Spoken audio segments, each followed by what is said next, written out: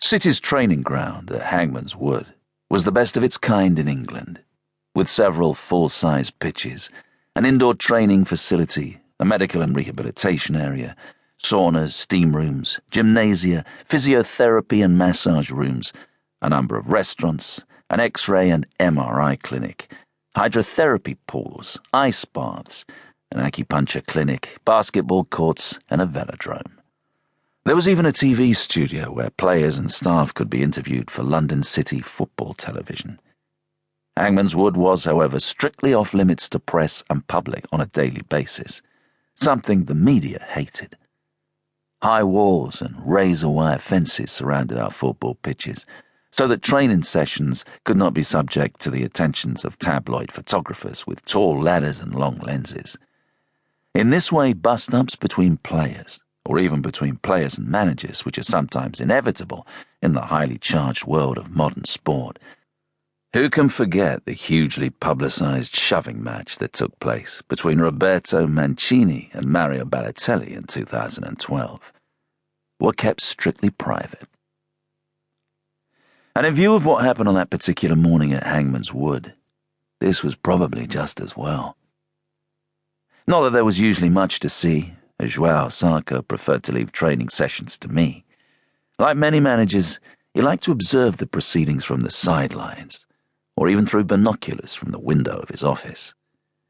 Matters of match fitness and teaching football skills were my responsibility, which meant I was able to develop a more personal relationship with all the players. I wasn't one of the lads, but I was perhaps the next best thing. Joao Zarco controlled the club philosophy, team selection, match day motivation, transfers, tactics, and all of the hirings and firings. He also got paid a lot more than me, about 10 times as much, actually. But then with all his style, charisma, and sheer footballing nous, he was probably the best manager in Europe. I loved him like he was my own older brother. We started at 10 a.m., and as usual we were outside. It was a bitterly cold morning, and a hard frost still lay on the ground. Some of the players were wearing scarves and gloves. A few were even wearing women's tights, which in my day would have earned you 100 press-ups, twice around the field, and a funny look from the chairman. Then again, some of these lads turn up with more skin creams and hair product in their Louis Vuitton wash bags than my first wife used to have on her dressing table.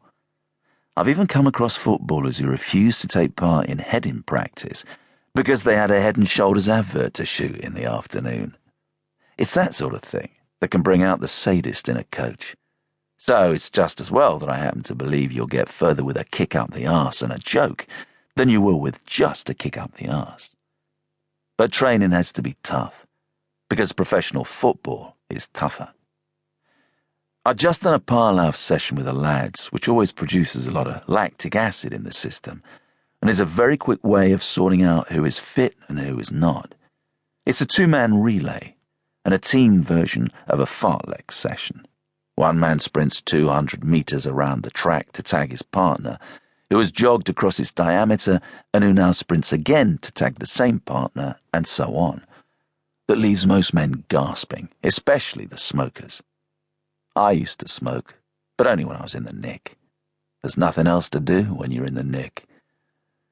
I followed Parlav with a heads and tails routine where a player runs with the ball towards the goal as fast as he can and then shoots before immediately turning defender and trying to stop the next guy from doing the same. It sounds simple, and it is, but when it's played at speed and you're tired, it really tests your skills. It's hard to control the ball when you're also running flat out and knackered. Along the way, I offered explanations for why we were doing what we were doing.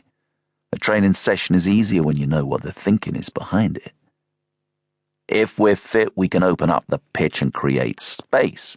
Making space is simply a matter of breaking the wind and the spirit of the man trying to mark you. Get eyes in the back of your head and learn to see who is in space and pass the ball to him, not to the nearest man. Pass the ball quickly. Leeds will defend deep and dirty, so above all be patient. Learn to be patient with the ball. It's impatience that ends up